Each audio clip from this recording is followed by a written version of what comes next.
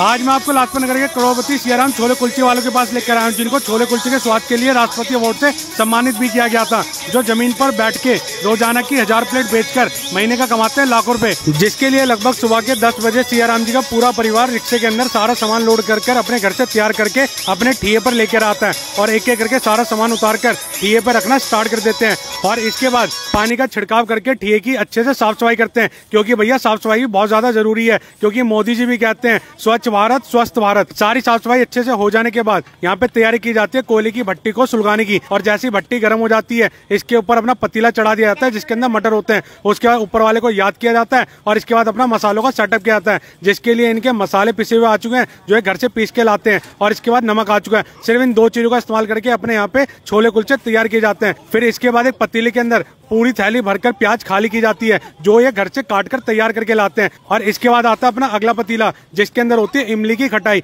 जी हाँ भाई, इमली की खटाई डालकर इन छोले कुलचे का स्वाद बढ़ाया जाता है, क्योंकि जितना ही खट्टे छोले कुलचे होंगे उतना ही उनको खाने में मजा आएगा। इसके अंदर पानी बढ़ाकर इसको हल्का सा पतला कर लिया जाता है, ताकि जब छोले तैयार किए जाएं तो अच्छी तरीके से ये इमली उसके अंदर मिल सके। और इसके बाद अपना अमूल मक्खन निकाला जाता है। एक बर्फ का टुकड़ा लिया जाता है जिसको मयूर जग के अंदर डाला जाता है, जिसके अंदर दही पहले से डली हुई होती है। और उसके बाद इसके अंदर बूंदी डाली जाती है और इसका बढ़िया सा रायता भी बनाकर तैयार कर लिया जाता है। इसके बाद बारी आती है भगवान को प्रसन्न करने की, जिसके लिए यहाँ पे धूप बत्ती की जाती है और भगवान को याद किया जाता है कि भैया हमारी बिक्री ऐसे ही चलता रहे और धंधा आगे ऐसे ही बढ़ता रहे। और इसके बाद एक छाता लगाया जाता है, क्योंकि चिलचिलाती धूप से बचना भी तो जरूरी है। और उसके बाद पूरा परिवार ग्राहकों का इंतजार करने के लिए बैठ जाता है कि जैसे ग्राहक आए ये अपनी कार्रवाई में जुट जाए। और जैसे ग्राहक आते हैं ये अपनी सबसे पहले तैयार करते हैं मटर, जिसके लिए पहले पानी डाला जाता है, ऊपर से धनिया का छिड़काव किया जाता है। मैं आपको बता दूं, आप इनके बाद छोले कुलचे खाने जाएंगे तो आपको यहाँ पे एक चीज बहुत अच्छे तरीके से देखने को मिलेगी, वो होता है यहाँ पे हरा रंग, जिसके अंदर ये मिर्ची और इनका धनिया ये बढ़िया तरीके से छिड़काव करते हैं।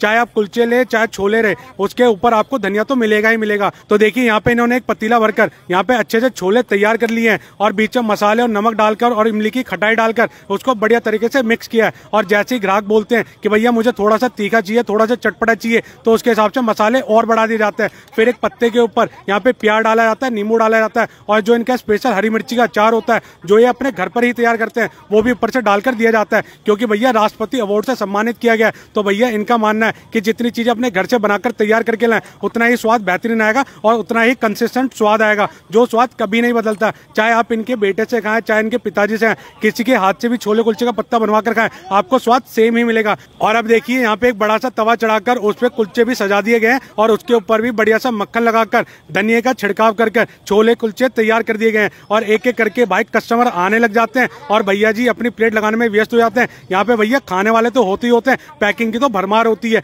क्योंकि भैया यहाँ पर 10 प्लेट 20 प्लेट तो बिकना आम बात है।